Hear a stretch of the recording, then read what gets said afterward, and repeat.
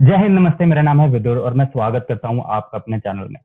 आज हमें ज्वाइन कर रहे हैं आशीष धर सर और आज की वीडियो ना बहुत इंटरेस्टिंग होने वाली है। आज हम बात करेंगे कश्मीर पर, जेएनयू के प्रोटेस्ट पर, हिंदुत्व पर और हिंदू टेम्पल्स पर। तो मैं सबको रिकमेंड करूंगा कि आप आज की वीडियो को ना एंड तक देखना, क्योंकि आज हमें सर से सीखने को बहुत कुछ मिलेगा। तो सर वेलकम। नमस्ते और थैंक यू फॉर हैविंग मी।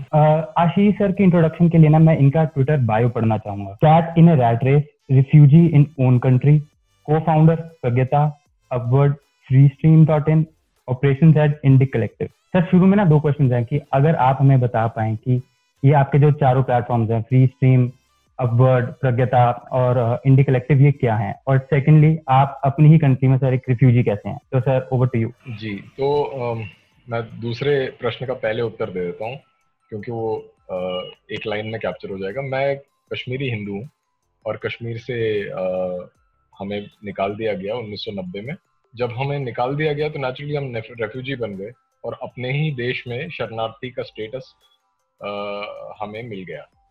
क्योंकि हम लोग वापस, जैसे बहुत सारे लोग माइग्रेट करते हैं, गांव से शहर जाते हैं, छोटे शहरों से बड़े शहरों में जाते हैं, नौकरी की तलाश में जाते हैं, एम्प्लॉयमेंट के लिए, ज़्यादा कमाने के लिए, अपनी अपॉर्चुनिटीज़ के लिए, अपनी ड्रीम्स चेज करने के लिए।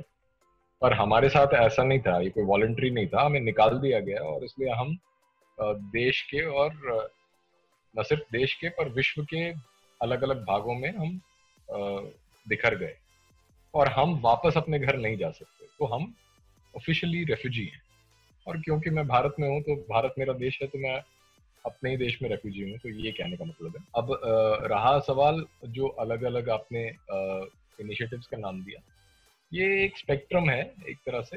क्योंकि जब मैं इसमें इन्वॉल्व हुआ, सिविलाइजेशनल इश्यूज में जब मैं इन्वॉल्व हुआ, तो हमने शुरू प्राज्ञता से किया। तो प्राज्ञता का अर्थ होता है learning, it had to do with learning. तो उसमें हमने ऑनलाइन कोर्सेज शुरू किए ऑन इंडिक नॉलेज सिस्टम्स, और वो करते करते हमने एक मैगजीन, डिजिटल मैगजीन भी शुरू किया, जिसको काफ़ी ट्रैक्शन मिला क्योंकि उसमें बहुत सारे स्कॉलर्स और एकेडमिक्स लिखते थे। वहाँ से उसके बाद मैं बहुत सारे लोगों से मिला और धीरे धीरे इश्यूज में इन्वॉल्व हुआ, जैसे सबरीमला इशू है। तो उसके साथ मेरा परिचय साई दीपक से हुआ, रवि लोचनन से हुआ, टी.आर. रमेश जी से हुआ, और फिर इंडिक कलेक्टिव में मेरा एसोसिएशन वहाँ से शुरू हुआ। तो इंडिक कलेक्टिव पे मैं ऑपरेशंस देखता हूँ। इंडिक कलेक्टिव जो संस्था है वो लीगल एक्टिविज्म फोरम है। वो सिविलाइजेशनल कॉजेज को के लिए लीगल रिसर्च भी करती है और केसेस भी लड़ती है। तो इसमें मैं इन्वॉल्व हुआ। उसके बाद हमें ये लगा कि जो कोई भी लीगल एक्शन होता है तो उसमें हमेशा दो पहलू होते हैं। एक कि कोर्ट में क्या चल रहा है, किस तरह से आर्ग्यूमेंट्स हो रहे हैं, और किस तरह से आप ठोस सबूत रख के अपना जो पॉइंट है वो आप परसुएसिवली आप एक्सप्रेस कर रहे हो और जज आपसे इम्प्रेस हो रहा है। वो एक पहलू है। और दूसरा पहलू है पब्लिक प्रेशर, क्योंकि कोई भी चीज वैक्यूम में एग्जिस्ट नहीं करती। अगर पब्लिक ओपिनियन किसी प्रकार की है तो उसका इम्पैक्ट, कोई माने या ना माने, वो जुडिशरी पे होता है। तो तब हमें लगा कि जो जितनी भी मेन स्ट्रीम चैनल्स हैं, इवन ऑल्टरनेटिव मीडिया है, वो हिंदू पॉइंट ऑफ व्यू को और धार्मिक पॉइंट ऑफ व्यू को ठीक से दिखा नहीं पा रहा है, क्योंकि उसमें कुछ कमियां हैं, उनकी अपनी समझ में कमियां हैं। अगर आप उदाहरण के तौर पे शबरीमला का ही एग्जांपल ले लें, तो जितने भ्रम फैलाए जा रहे थे मेन स्ट्रीम मीडिया में और जिस तरह के मिसकॉन्सेप्शंस थे लोगों के अंदर, उनको एड्रेस करने के लिए हमें लगा कि हमें अपना मीडियम शुरू करना चाहिए, और वीडियो बेस्ड मीडियम जो लोगों तक सही बात पहुंचा सके और इस तरह से पब्लिक सपोर्ट हम गैदर कर सकें। तो उसके लिए हमने अपवर्ड शुरू किया और फिर अपवर्ड ने बाकी इश्यूज को भी, सिविलाइजेशनल इश्यूज को भी टैकल किया। अब अपवर्ड इतना सिविलाइजेशनल और सेमी एकेडमिक कंटेंट था, तो कई बार लोग बोलते थे कि इसे समझ भी नहीं आता। तो इसलिए हमने फ्री इसलिए शुरू किया क्योंकि फ्री थोड़ा ज्यादा एक्सेसिबल है, कि डे टू डे चीजों के बारे में ज्यादा बात करता है, जबकि अपवर्ड जो है वो लॉन्ग टर्म सिविलाइजेशनल इश्यूज पे फोकस करता है। First of all thank you very much कि आपने ये इनिशिएटिव स्टार्ट करे और इसकी बहुत जरूरत थी। और मैं सारे व्यूअर्स को भी ये कहना चाहूंगा कि अगर आपने आपने सर के चैनल को पहले कभी नहीं देखा तो मैं इनका जितने भी चैनल्स हैं इनके डिस्क्रिप्शन बॉक्स में लिंक डाल दूंगा। आप आई हाईली रिकमेंड आप जाके इन सबको फॉलो करें। और हाँ, अगर आप यहाँ पे नए हैं और आपने मेरे चैनल को अभी तक सब्सक्राइब नहीं किया तो इसे भी प्लीज सब्सक्राइब कर लें, क्योंकि मैं ऐसा कंटेंट लाता रहूंगा। तो सर अब हम स्टार्ट करते हैं कश्मीर से। सर आज की जो डिस्कशन है ना सर, इसकी रेलेवेंस और भी बहुत बढ़ गई है, क्योंकि अभी हाल ही में कुछ दिन पहले जो अजय पंडित जी हैं उनकी वहाँ पे हत्या कर दी गई। तो जो ये न्यू डोमिसाइल लॉज हैं इसके बारे में हम थोड़ी देर में आएंगे। उससे पहले सर मैं कुछ और चीज से बात करना चाहता हूँ। सर दो टाइप के लोग हमें देखने को मिलते हैं जो मीडिया है चाहे वो पॉलिटिकल पार्टीज हैं। पहले तो ये होता है कि ये लोग जो कश्मीरी पंडित एक्सोडस था उसके बारे में बात ही नहीं करते हैं सर। और दूसरे जो टाइप के लोग होते हैं वो ये होते हैं, वो मानते हैं, वो कहते हैं कि हाँ कश्मीरी पंडित एक्सोडस हुआ था, पर वो ये नहीं बताते हैं कि किसने इनको निकाल दिया गया था, किसने इन पे अत्याचार करे थे। क्या ये सर मैं आपसे ये जानना चाहता हूँ, क्या ये लोग अफगानिस्तान से आए थे, क्या ये पाकिस्तान से आए थे, या ये मंगोल से आए थे? तो जो वहाँ पे कश्मीरी मुसलमान है सर, मैं उसका रोल जानना चाहूंगा आपसे, जो ये कश्मीरी पंडित एक्सोडस हुआ था उसमें। जो कश्मीरी पंडित एक्सोडस है, पहली बात तो एक्सोडस में जो शब्द है वो यूज तो बहुत वाइड स्प्रेड तरीके से होता है, बहुत लोकप्रिय शब्द है इस घटना को का विवरण करने के लिए, पर एक्सोडस है नहीं वो। एक्सोडस तो वॉलंटरी होता है कि चलिए बहुत सारे लोग, जैसे मास माइग्रेशन जैसे जानवरों की होती है ना, अफ्रीका में हम देखते हैं नेशनल ज्योग्राफिक पे कि कहीं पानी बंद हो गया तो पानी, मतलब बारिश नहीं हो रही तो पानी की तलाश में बहुत सारे जानवर, सीजनल माइग्रेशंस होती हैं और एक तरह का एक्सोडस होता है। तो वैसा नहीं है, ये बिल्कुल किया कराया था, लोगों ने सोच समझ के इसको ऑर्गेनाइज किया था। तो सर हाँ जी, इस तरह से तो सर फिर हम इसको पलायन भी नहीं कह सकते हैं, ये कश्मीरी पंडित पलायन भी नहीं था। पलायन भी नहीं है, करेक्ट, पलायन का भी वही अर्थ होता है। पर चलिए ठीक है, मतलब हम इसको, इसके बाल की खाल ना उतारते हुए हम इसको आज के लिए पलायन या एक्सोडस का नाम दे देते हैं और उसको डिस्क्राइब करते हैं वैसे। तो अब जो ये एक्सोडस हुआ, इसमें जो रोल कश्मीरी मुस्लिम का था वो उसमें कोई दो राय नहीं है कि उसका बहुत ठोस रोल था, इनफैक्ट प्राइमरी रोल था, क्योंकि वही कश्मीरी मुसलमान थे जो हमारे पड़ोसी थे, जो हमारे कोलीग्स थे, जिनके साथ उठना बैठना था, क्योंकि 95% जो वहाँ की डेमोग्राफिक स्थिति थी उस समय, 95% लोग तो मुसलमान थे। और यही मुसलमान जो चारों ओर फैले हुए थे हमारे इर्द गिर्द, इन्हीं मुसलमानों ने इसको ऑर्गेनाइज किया, इस पलायन का को जो एक्चुअलाइजेशन है उसको जो एग्जीक्यूट किया वो इन्होंने ही किया। नो डाउट इसमें जो सपोर्ट था पाकिस्तान से, ट्रेनिंग और आर्म्स ट्रेनिंग और पैसा जो फ्लड हुआ, और कुछ उस समय जो टेररिस्ट थे वो अफगानिस्तान से भी लोग आए थे, और वो गिने चुने थे, वो उतने ऐसा नहीं था कि वही सब कुछ कर रहे थे। जो अत्याचार हुआ हिंदुओं पे वहां, वो लोकल मुस्लिम्स ने किया, और उसी कारण, वही कारण था कि 5 लाख लोग, क्योंकि अगर आपको ये लगता है कि हाँ कोई क्रिमिनल एलिमेंट है जो बाहर से आया है, तो लेकिन मेरा जो पड़ोसी है, मेरे जो मित्र हैं, वो सब मेरे साथ हैं, चाहे वो किसी भी मजहब के हों, तो आप इस तरह छोड़ के नहीं जाएंगे ना अपनी जगह।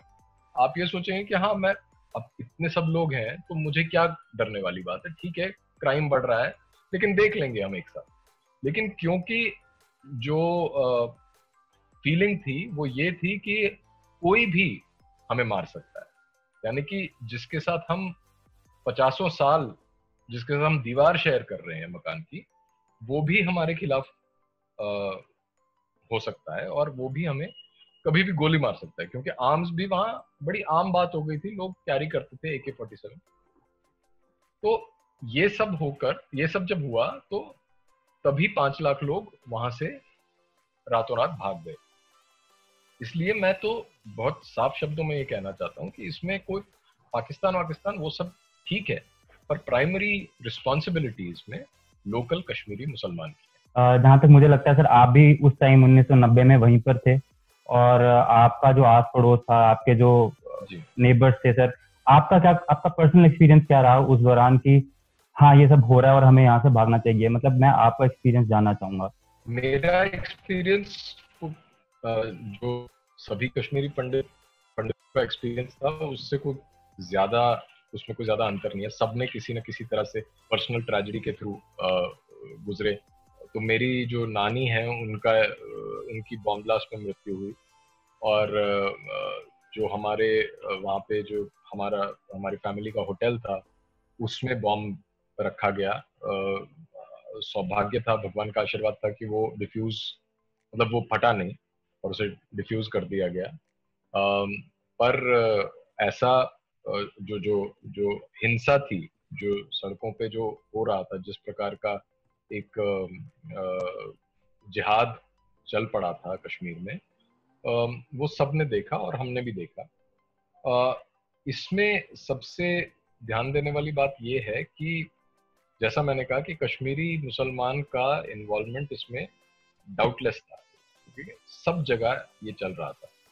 लेकिन कुछ वर्ष पहले जब जब जो जो ये आतंकवाद है ये जब बढ़ ही रहा था, जब शुरू ही हुआ था 86 के करीब, उस समय हमारे घर पे रेनोवेशन का काम चल रहा था। तो जो हमारे यहाँ मिस्त्री थे वो हमें, तो जब काम सही नहीं होता था तो जैसे मेरी जो आंटी थी उन्होंने उसको बोला कि भाई तुम्हारे यहाँ तुमने जो ये मार्बल लगाया है इसमें तो पानी जमा हो रहा है यहाँ पे। तो उसने कहा कि अरे माता जी आप किस लिए इतना चिंता कर रही हैं, क्योंकि ये तो हमें ही यूज करना है, आपके लिए तो आपको क्या फर्क पड़ता है इसमें गलत लगाया है, हम ठीक कर लेंगे जब हमें करना होगा। तो मेरी आंटी ने सोचा कि ये कुछ पागल सा हो गया है, इसे कि कहने का क्या मतलब है। तो इस उदाहरण से मैं ये व्यक्त करना चाहता हूँ कि जो ये प्लानिंग थी वो सबको पता थी, इवन एक छोटे से मिस्त्री को भी पता था कि कुछ वर्षों में हिंदू यहाँ से भगा दिए जाएंगे। और ये सिर्फ मेरा अनुभव नहीं है, ये बहुत लोगों के साथ हुआ। मेरी मेरी जो माँ है वो डॉक्टर हैं, तो वो गवर्नमेंट हॉस्पिटल में वहाँ काम करती थी।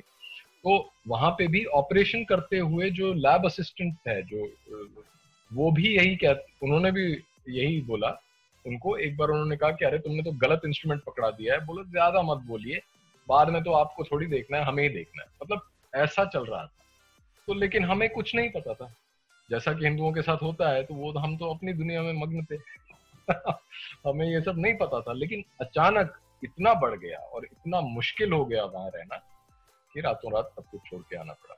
जो आज की प्रेजेंट डे वहाँ पे जो मेजोरिटी पॉपुलेशन है, आपके हिसाब से जो उनकी लॉयल्टीज हैं वो किसके साथ हैं? क्योंकि सर हम अक्सर देखते हैं जब आर्मी जाती है कोई भी एनकाउंटर करने टेररिस्ट का, तो ये लोग उनका सर जो लोकल्स होते हैं वहाँ पे, ये लोग उनका साथ देते हैं जो टेररिस्ट होते हैं। तो ये आर्मी पे भी हमला करते हैं, पथराव करते हैं। और हमने ये भी देखा है कि सर जो ये टेररिस्ट के जो लास्ट राइट्स होते हैं इस पे लाखों लोग आते हैं। और सर जो अजय पंडित जी के केस में ऐसा कुछ नहीं हुआ। देखिए ऐसा है कि जो मासेस होते हैं किसी भी समाज में, वो भेड़ चाल में चलते हैं। उनका ऐसा कोई कन्विक्शन नहीं होता इतना स्ट्रांग कि वो बदल ना सके। तो पहले मैं ये बात क्लियर करना चाहूंगा कि जो मासेस हैं वो जो भी उनका जो भी बिलीफ है, वो जो भी जिस भी चीज में, जिस भी पॉलिटिकल आइडियोलॉजी में विश्वास करते हैं, वो कोई फाइनल नहीं है, वो समय के साथ बदल सकता है।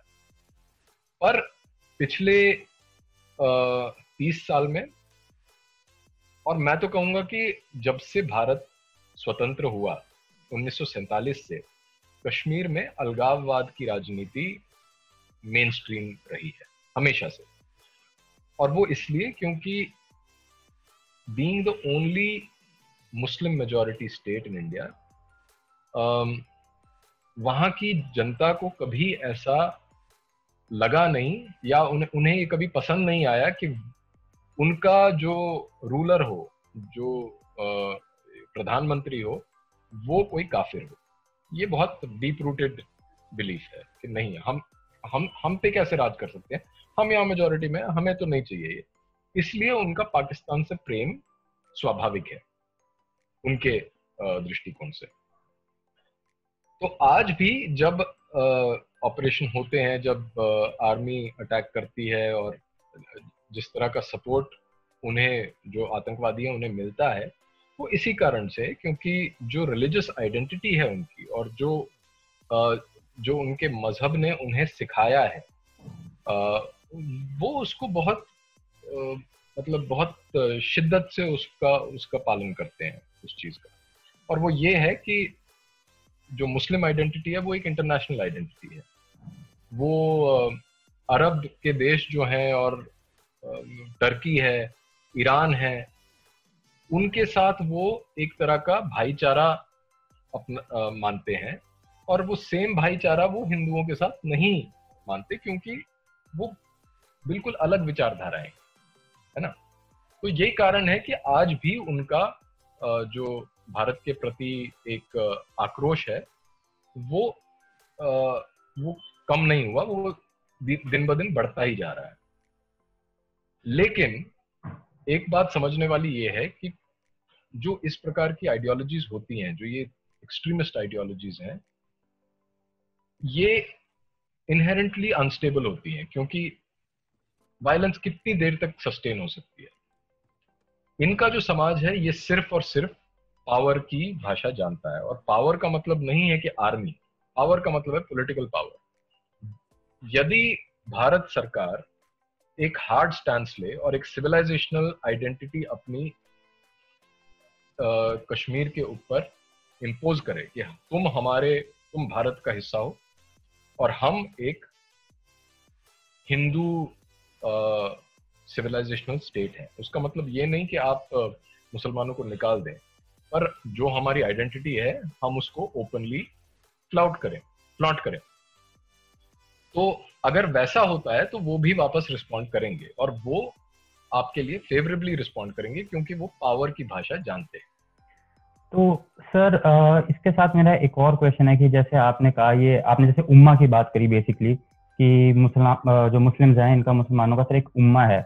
तो सर पर ये चीज जब कोई पलायन होता है, पलायन भी आपने जैसे कहा, पलायन नहीं कह सकते इसको, सीरिया में हुआ, क्राइसिस हुआ, तो ये लोग जो दूसरी मुस्लिम अरब कंट्रीज हैं ये मुसलमानों को नहीं लेती हैं, ये फिर यूरोप जाते हैं या आसपास किसी दूसरी कंट्री में रिफ्यूजी बनते हैं, या टर्की जैसी कंट्री इन्हें एज ए वेपन यूज करती है रिफ्यूजी कैंप्स में रखकर। तो उस टाइम सर ये जो ब्रदरहुड है सर, इसका ये कंसेप्ट कहाँ जाता है? देखिए, दो तीन चीजें हैं इसमें। एक तो उम्मा के अंदर भी फॉल्ट लाइंस हैं, जैसे शिया सुन्नी फॉल्ट लाइन है,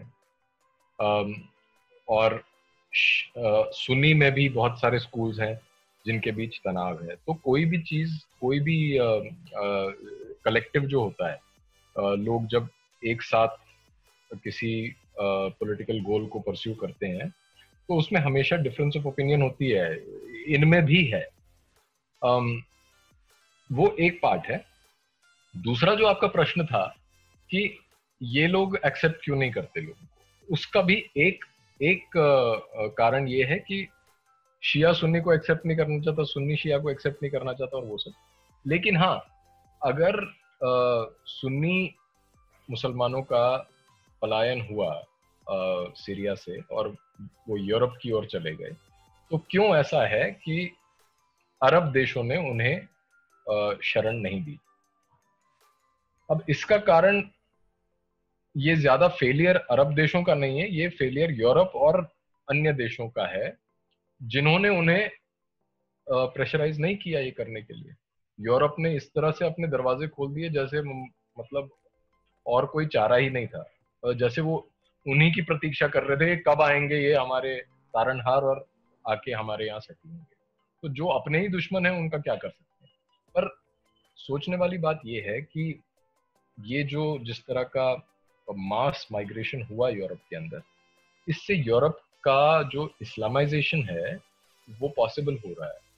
पॉसिबल नहीं, वो अब एक निश्चित ये सर्टेनिटी बन चुका है कि कुछ दशकों में यूरोप मुस्लिम मेजॉरिटी होगा। बहुत सारे यूरोप के बहुत सारे भाग, सब पूरा यूरोप नहीं, पर काफी सारे यूरोप की सिटीज। तो जब ऐसा सिनेरियो हमें दिख रहा है, तो ये भी तो इस्लाम की विजय है ना उनकी, कि जब उन्होंने अपने लोगों को पूरे यूरोप में सेटल कर दिया, तो वहाँ पे शरिया लॉ भी आ जाएगा, वहाँ पे भी जो उम्मा है वहाँ पे भी एक्सटेंड हो जाएगा। तो इसमें तो ये स्ट्रेटेजिक विक्ट्री है।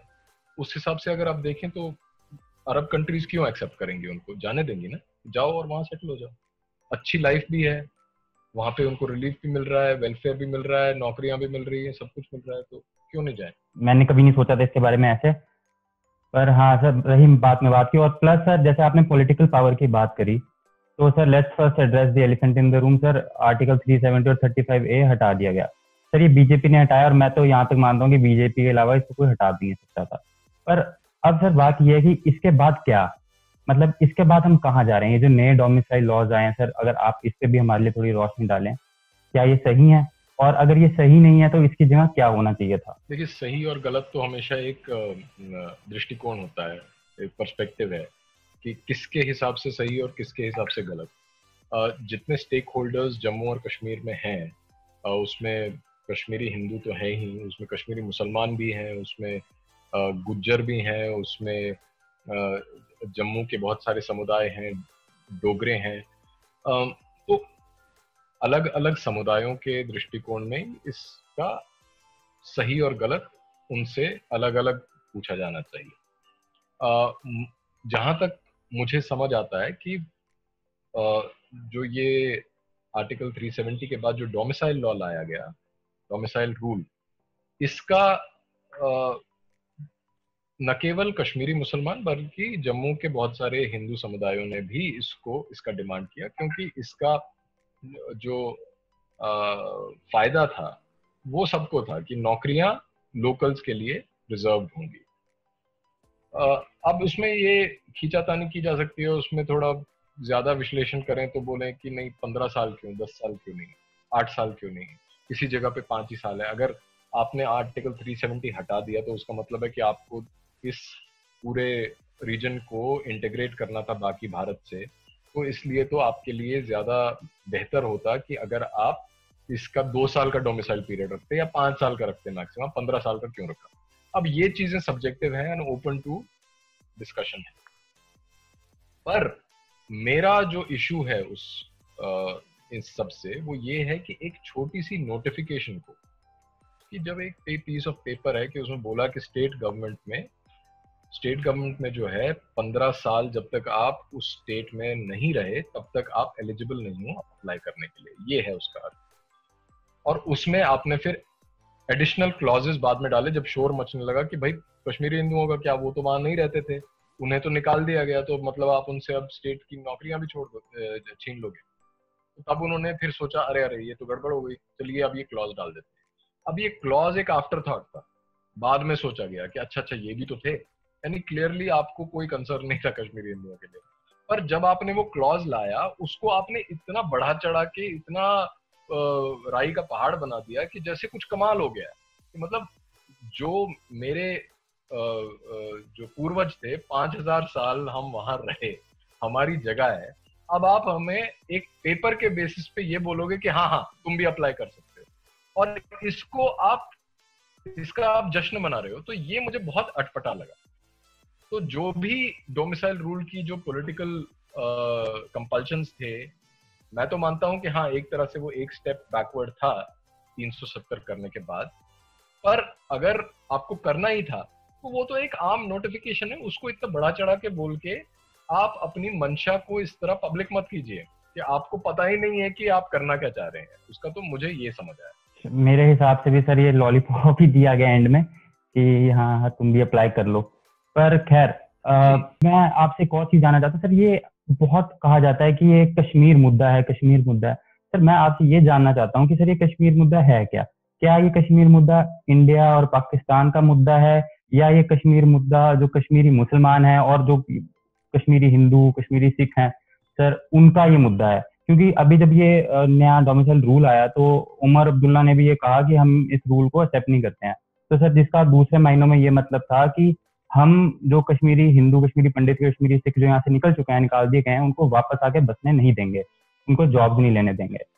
तो ये सर इसके बारे में अगर आप थोड़ा बताएं तो ये कश्मीरी मुद्दा सर है क्या? और जैसे 1947 के बाद से शेख अब्दुल्ला फरूक, उमर सर, ये सब जो जितने भी पॉलिटिकल लीडर्स होते थे कश्मीर के, इनको पाकिस्तान भेजा जाता था कि जाओ बातचीत करके आओ कश्मीर मुद्दे पर। तो ये कश्मीर मुद्दा क्या है, और वहां पे ये लोग बात कर जाते थे। अभी 2014 में मोदी जी ने आके बंद कराए इनका वहां जाना, तो ये बात क्या कर रहे थे ना, ये आके वापस बताते थे कि हमारी बात क्या हुई। क्योंकि आपने पहले बोला कि क्या ये हिंदू मुस्लिम मुद्दा है या ये इंडिया पाकिस्तान मुद्दा है।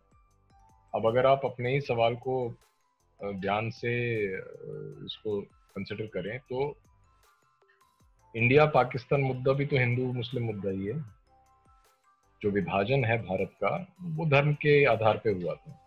मैं तो धर्म नहीं कहूंगा, मजहब के आधार पे हुआ था। धर्म तो हम उनको धर्म का दर्जा नहीं दे सकते स्ट्रिक्टली स्पीकिंग। पर जो ये मजहब के आधार पे विभाजन हुआ, तो पाकिस्तान बना ही इस आधार पे था कि वो हिंदुओं के साथ नहीं रह सकते और वो अलग अपना इस्लामिक रिपब्लिक बनाना चाहते हैं। और जो कश्मीर है, कश्मीर क्योंकि मुस्लिम मेजॉरिटी था, जो मैंने पहले भी बोला, क्योंकि कश्मीर मुस्लिम मेजॉरिटी था, तो उनका पाकिस्तान की तरफ जो रुझान था वो स्वाभाविक था। परंतु जो राजा थे, महाराजा हरि सिंह, क्योंकि वो हिंदू थे, इसलिए जो राजा थे और जो कश्मीरी हिंदू वहां थे कश्मीर के अंदर, वो भारत के साथ जाना चाहते थे।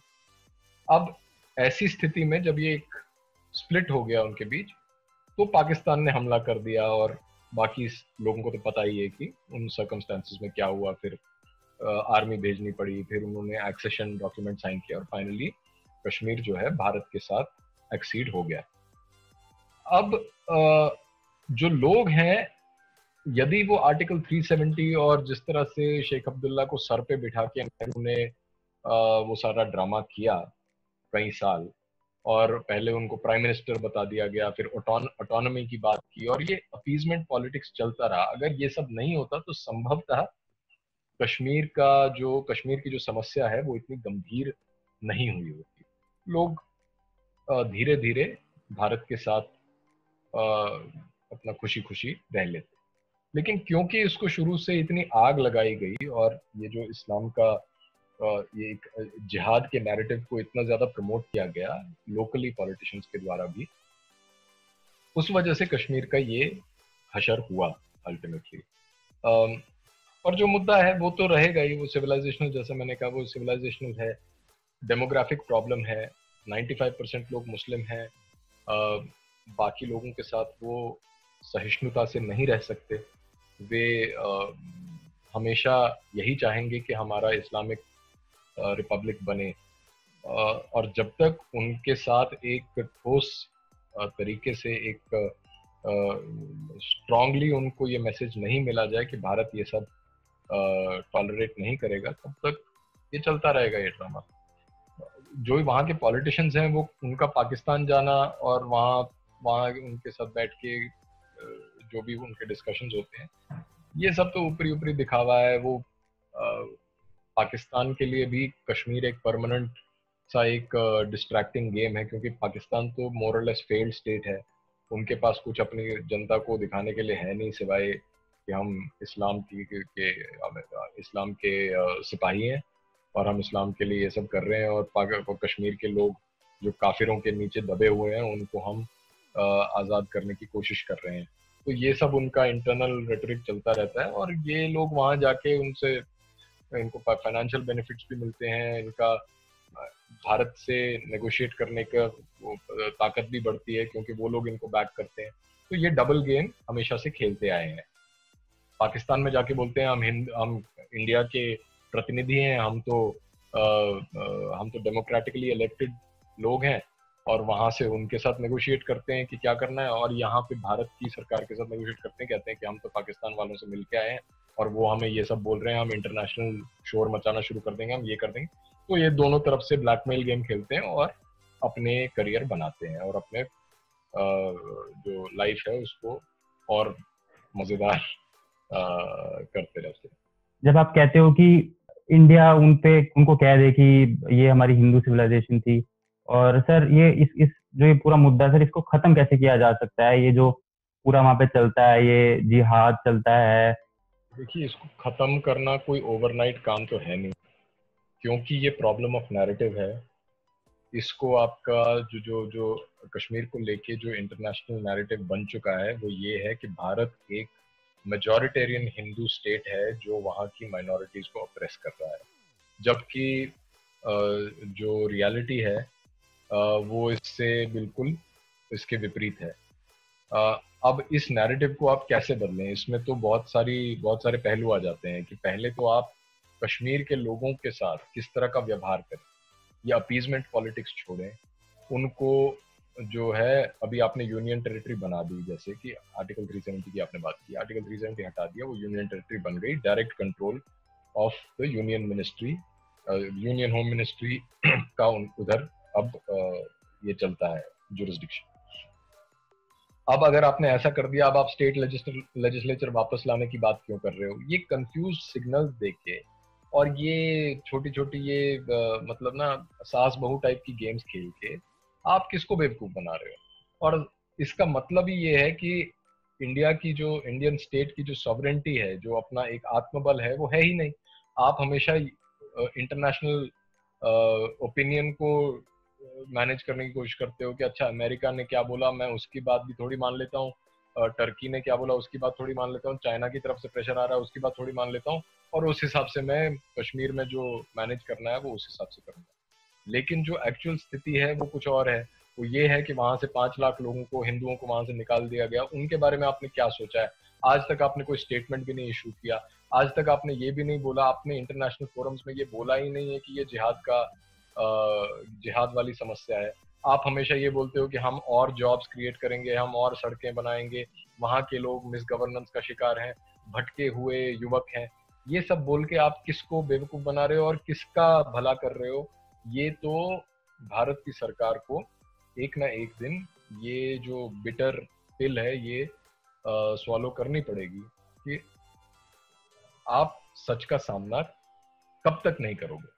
किसी ना किसी दिन तो आपको बोलना पड़ेगा, जो चीज जैसी है वैसे आपको व्यक्त करना पड़ेगा। और सर इसके बाद ये आता है कि जब ये कश्मीरी पंडित जो एक्सोडस नहीं कह सकते पर खैर बहरहाल, तो ये जब हुआ तो मैं जानना चाहता हूँ सर, ये जो हिंदू ऑर्गेनाइजेशंस हैं, जैसे आपने पहले भी कहा कि हिंदू कुछ कर रहे हैं, क्या कर रहे हैं पता नहीं, पर जो ये हिंदू ऑर्गेनाइजेशंस हैं, आरएसएस है, वीएचपी विश्व हिंदू परिषद है, ये बीजेपी जो आइडियोलॉजिकली एक हिंदू पार्टी है, तो सर इन लोगों ने उस टाइम क्या किया? 2014 में बीजेपी पावर में आई, बीजेपी ने उसके बाद आके 370 हटा दिया मानते हैं, पर उसके बाद इन्होंने क्या किया हिंदूज के हित में कि अगर तुम हिंदू ऑर्गेनाइजेशन हो तो तुम कोई स्टेटमेंट नहीं देते हो। अभी अजय पंडित जी की जब हत्या की गई, विश्व हिंदू परिषद ने शायद एक ट्वीट करी कि हम इनको क्रश कर देंगे, कैसे करेंगे नहीं पता, पर इनकी क्या कार्रवाई रहती है इस सब पे सर? अभी इस वीडियो में सर हम बहुत उस पे बीजेपी के बारे में को क्रिटिसाइज करेंगे, पर एट द सेम टाइम मैं ये भी कहना चाहूंगा सर कि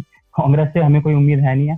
कांग्रेस मेरे हिसाब से एक फैमिली बिजनेस है जिसका नाम चेंज करके Nehru Gandhi family private limited कर देना चाहिए। अगर सर आपका इसके बारे में भी सर कोई टिप्पणी है तो जरूर। मैं तो कांग्रेस के बारे में बात ही नहीं करता, क्योंकि कांग्रेस मेरे ख्याल से शब्द अपने वेस्ट करने के लिए एक मतलब टाइम वेस्ट करने वाली बात है कि कांग्रेस के बारे में बात करना। वो तो एक जैसा आपने कहा वो एक माफिया है ना। तो माफिया अब सबको पता है माफिया है, तो लोग बोलते हैं वहाँ कांग्रेस के बारे में क्यों नहीं बोलते, बीजेपी के बारे में बोलते हो, मतलब ऐसा कई बार होता है ना। तो बीजेपी के बारे में इसलिए बोलते हैं क्योंकि बीजेपी से कुछ आशा रखते हैं, है ना। लेकिन आशा रखने का मतलब ये नहीं कि हम अगर बीजेपी कांग्रेस की तरह बनती जा रही है तो हम उससे मुंह मोड़ लें। बोलना तो पड़ेगा ही ना। अब ये जो चीजें हैं, ये जो इश्यूज हैं, ये बीजेपी कांग्रेस से बहुत बड़े हैं। ये धर्म युद्ध है, और इस धर्म युद्ध में यदि आप पॉलिटिक्स ले आए और इलेक्टोरल पॉलिटिक्स के कंपल्शन के हिसाब से आप बात करें, तो यानी कि आप विधर्मियों वाली बात कर रहे हैं। आप धर्म के अनुसार अपनी मानसिकता को नहीं ढाल रहे हैं। तो इसलिए मेरा मानना यह है कि जो आपका प्रश्न था कि बीजेपी ने उस समय या आरएसएस ने उस समय क्या किया, अब मैं इस चीज में नहीं जानना चाहूंगा कि आरएसएस और वीएचपी और ये, क्योंकि सब अपनी अपनी जगह पे जो अपना काम है उनका वो कर रहे हैं। पर इस बात में कोई दो राय नहीं है कि उस समय भारत में जितने भी हिंदू थे उन्हें पता भी नहीं था कि क्या चल रहा है कश्मीर में। हो सकता है कि उस समय इंफॉर्मेशन का अभाव था, स्टेट कंट्रोल्ड मीडिया था, आजकल का इंटरनेट का एरा नहीं था, तो एक लेवल पे वो समझ सकते हैं कि आम जनता में वो दिखाई नहीं दिया वो आक्रोश कि क्यों ऐसा हुआ, 500,000 पीपल गॉट किक्ड आउट, उसका कोई रिपरकशन नहीं हुआ कहीं पे कि किसी ने कोई रिएक्शन नहीं दिया, तो वो समझ आता है। लेकिन जो संस्थाएं थी जैसे वीएचपी थी या आरएसएस थी, उनसे इससे अधिक अपेक्षा तो रखना बनता है कि जिस तरह से उन्होंने बिल्कुल इसको ऐसे उनकी नाक के तले ही हो गया और उन्होंने कंबलें बांटी, मतलब कंबलें बांटी, तो कंबलें बांटना तो इसका जवाब नहीं है ना। तो पर उसका एक और कारण ये भी है कि आरएसएस जो है वो अपने आप को हिंदू ऑर्गेनाइजेशन तो कहती नहीं, तो राष्ट्रवादी ऑर्गेनाइजेशन है। It is an Indian organisation, it represent all people of India. इसलिए अगर आरएसएस ने कुछ नहीं किया तो हो सकता है कि उनसे ये आशा रखना भी गलत था, क्योंकि वो हिंदुओं के लिए ही कुछ करें ऐसा उन्होंने कभी कुछ नहीं बोला। हाँ, शुरू में जो आरएसएस की जो स्थापना हुई और जो शुरू में जो आरएसएस के बड़े बड़े नाम और थिंकर्स हैं, वे अवश्य हिंदू सभ्यता के लिए खड़े हुए। पर जब जो ट्रांसफॉर्मेशन आरएसएस में आया इन दशकों में, जब तक 1990 में जब कश्मीरी हिंदुओं को जब निकाला गया, तब तक आरएसएस ऑलरेडी अपना वो मैंडेट बदल चुकी थी। तब तक वो राष्ट्रवाद की ओर ज्यादा थी और हिंदुत्व की ओर, हिंदुत्व से उन्होंने एक तरह से मुंह मोड़ लिया था। तो शायद ये कारण है। पर हो सकता है आपके अगर शो में कभी आगे कोई आरएसएस से आए तो आप उनसे पूछ सकते हैं कब ऐसा क्यों नहीं हुआ। ये तो मेरा पर्सपेक्टिव है, मैं तो आरएसएस का नहीं हूँ, तो मुझे नहीं पता। जैसे जब आरएसएस स्टार्ट हुई थी वही हिंदू ऑर्गेनाइजेशन थी, जब डॉक्टर जी थे, गोवलकर जी थे, सरवरकर जी थे, तो पर उसके बाद ये नैरेटिव भी चेंज हो गया। तो पर जो ये फासिज्म की बात आती है सर, हम देखते हैं इमरान खान ट्वीट करता है, सऊदीन ओवैसी बोलता है, राहुल गांधी बोलता है कि ये फासिज्म है। तो सर ये मतलब यहाँ पे स्टांस बदल चुका है, ये नहीं देख रहे हैं, पर ये फिर भी खैर फासिज्म की बात करते हैं। नहीं, इसके लिए ना आपको ये देखना पड़ेगा, क्योंकि मतलब लोग जब भारत में किसी चीज की चर्चा होती है तो हमेशा एक हमारे चारों ओर एक तरह की एक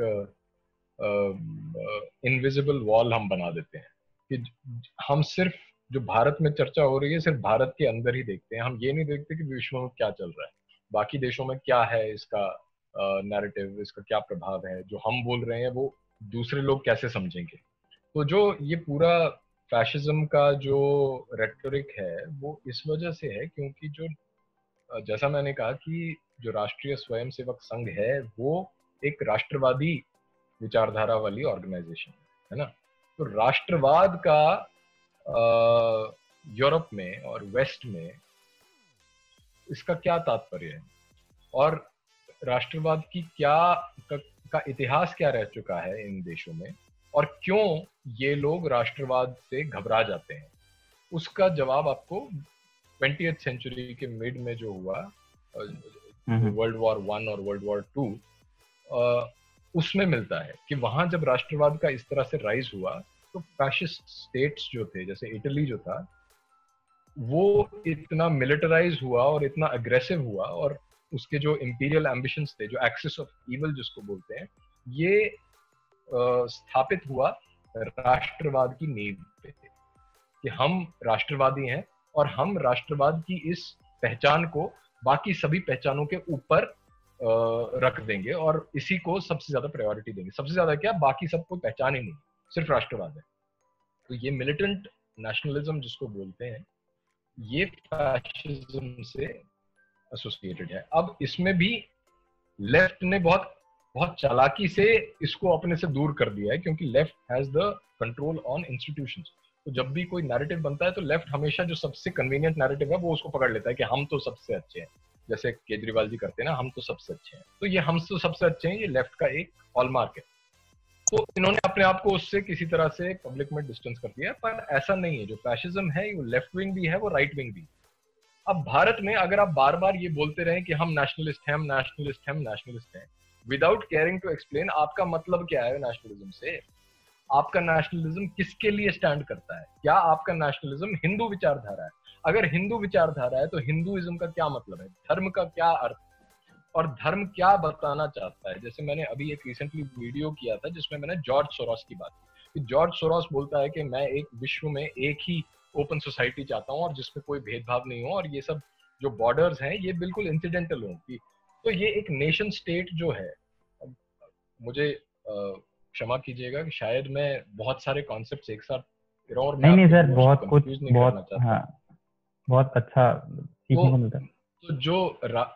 तो जो नेशन स्टेट है वो ओवरऑल 21वीं सदी में उसका जो पावर है, उसका जो यूटिलिटी है, वो दुनिया में कम होती जा रही है, क्योंकि आप एक international global capitalist world order में रह रहे हैं, है ना? तो जब मल्टीनेशनल कॉरपोरेशंस हैं वही इतनी पावरफुल हो गई हैं, ट्रांसनेशनल है, फेसबुक अमेरिका में भी है, फेसबुक इंडिया में भी है, और फेसबुक इतने सारे लोगों को इन्फ्लुएंस करता है, तो उनके पास एक इनहेरेंट पावर है ऑफ शेपिंग पब्लिक ओपिनियन। तो भाई नेशन स्टेट की औकात तो कम हो गई ना, नेशन स्टेट वैसा रहा नहीं जो 20वीं सदी में था। तो नेचुरली लोग अब उस दुनिया की ओर देख रहे हैं वेस्ट में, जहां पे नेशन स्टेट और कमजोर हो जाए और बाकी जो लिबरल आइडियाज हैं वो बढ़ जाए। परंतु ये एक डिल्यूजन है, क्योंकि जो दुनिया में जो भेदभाव है, जो कॉन्फ्लिक्ट्स हैं, वो ह्यूमन नेचर से आते हैं। आप पड़ोसी के साथ नहीं, आप अपने ही परिवार में इतने झगड़े होते हैं, पड़ोसी के साथ प्यार से नहीं रह सकते, क्योंकि कॉन्फ्लिक्ट ऑफ इंटरेस्ट होता है। तो ये दोनों अलग अलग दिशाओं में खींचने वाली विचारधाराएं हैं, खींचने वाली रियलिटीज हैं, वास्तविकताएं हैं।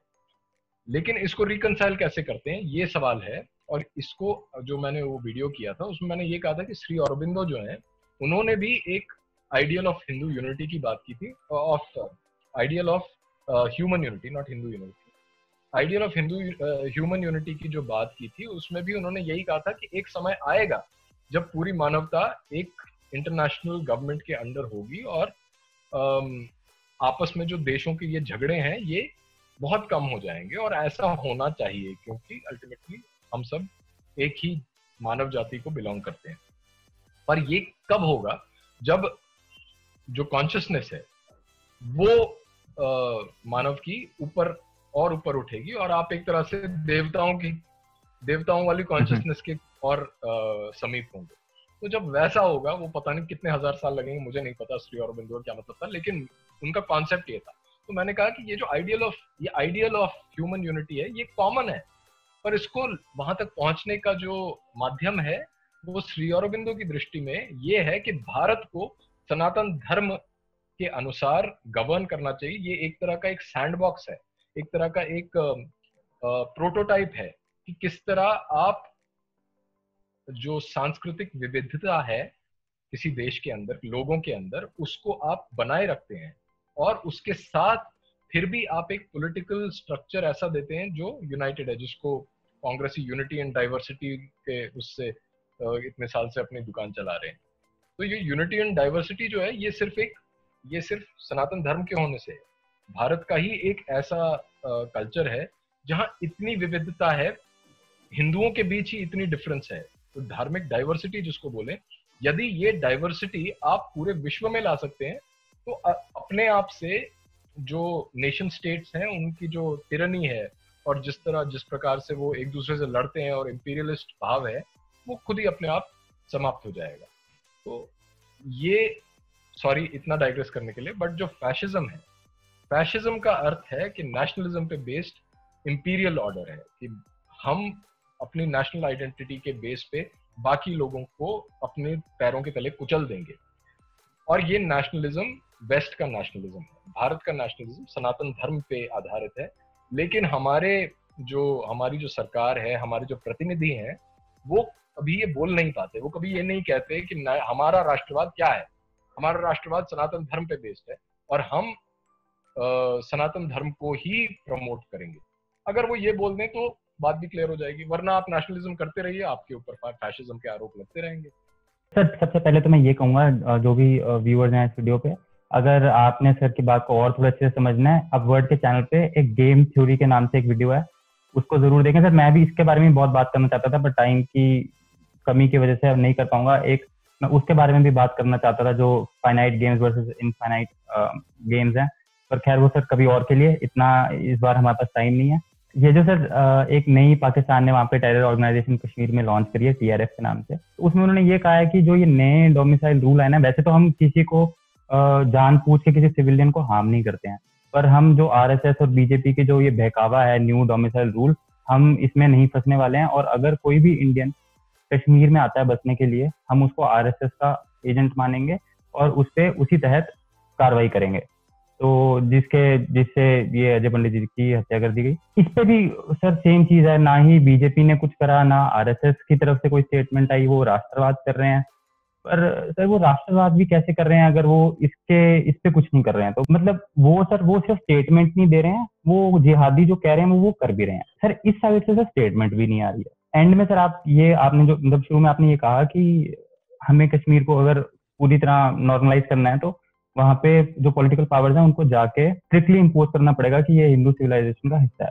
तो सर अगर इधर से बॉडीज आ रही हैं और इधर से स्टेटमेंट भी नहीं आ रही है, तो सर ये कैसे होगा? मतलब मैं ये नहीं कहता कि आरएसएस को कि हाँ भाई तुम हथियार उठाओ, तुम वहां पे जाओ। मैं ये कहना चाह रहा हूँ कि आरएसएस कम से कम जो इन पावर पॉलिटिकल पार्टी है, जो उन्हीं की ऑर्गेनाइजेशन का एक हिस्सा है, उस पर भी ये पब्लिकली प्रेशर क्यों नहीं बनाते हैं? देखिए, मैं फिर से आपसे ये कहूंगा कि ये प्रश्न तो आरएसएस से पूछे जाने चाहिए। मुझे तो नहीं पता आरएसएस क्यों नहीं ऐसा करता, लेकिन मैं इतना अवश्य कह सकता हूँ कि अगर हिंदुओं को अपना भविष्य सुरक्षित करना है, तो भारत को हिंदू सिविलाइजेशनल स्टेट घोषित करने के अलावा हमारे पास कोई चारा नहीं, क्योंकि एक ही देश है हमारा, एक ही भूमि है जहाँ पे हम रह सकते हैं। यहाँ से भगा दिए गए तो कहीं जाने को नहीं है, हमें सागर में डूबना पड़ेगा, है ना।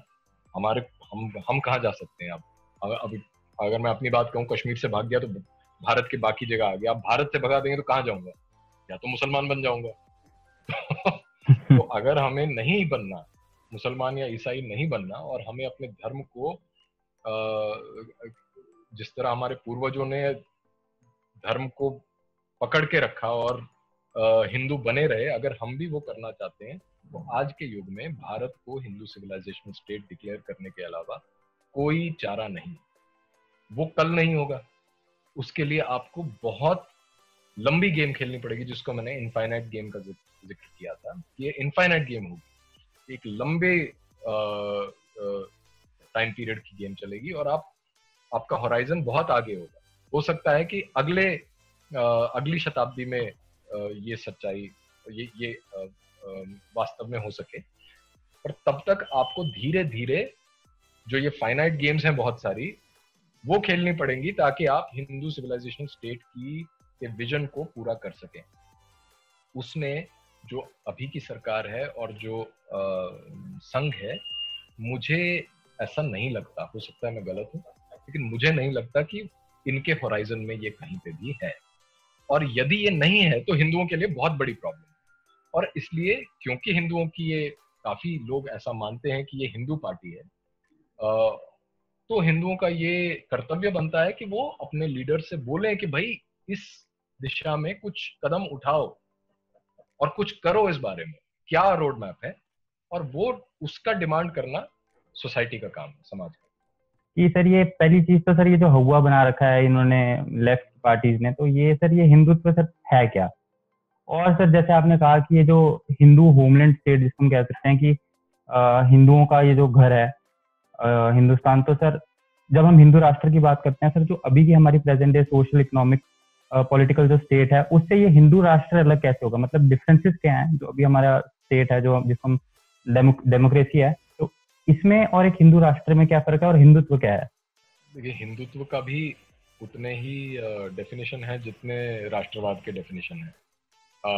इसमें कोई कंसेंसस नहीं है, पर जो मेरी अंडरस्टैंडिंग है, लिमिटेड अंडरस्टैंडिंग है आरएसएस डॉक्ट्रिन की, वो ये है कि जो हिंदुत्व है वो एक मोनोलिथिक हिंदुइज्म है। और उसमें यदि आप देखें, जो संघ का शुरू में जो शबरीमला इशू में जिस प्रकार का उनका ये था स्टांस, वो ये था कि हाँ जो महिलाएं हैं वो उसमें जानी चाहिए, श्राइन के अंदर उनको अलाउड होना चाहिए जाना, जबकि ये पूरी तरह से जो परंपरा है, धार्मिक परंपरा है, उसके विरुद्ध था। अब उन्होंने ऐसा क्यों बोला शुरू में, बाद में तो वो मान गए, और ये उनके क्रेडिट को जाता है कि एक ऑर्गेनाइजेशन, इतनी बड़ी ऑर्गेनाइजेशन, जब उन्हें पता चला कि लोगों का क्या इसके बारे में क्या मान्यताएं हैं इस स्थल को लेके, तो तब उन्होंने अपना स्टांस चेंज कर दिया। लेकिन जो शुरू में स्टांस था वो हमें ये बताता है कि ये इक्वालिटी, फेमिनिज्म और ये वाले जो ट्रोप्स हैं, वेस्टर्न ट्रोप्स, इनको पूरी तरह से इंटरनलाइज कर चुके हैं। यानी कि ये भी हिंदुइज्म को, यानी ये भी धर्म को उसी प्रकार से देखते हैं जिस तरह एक अंग्रेज देखता है। तो इसलिए वो हिंदुत्व प्रॉब्लमैटिक है।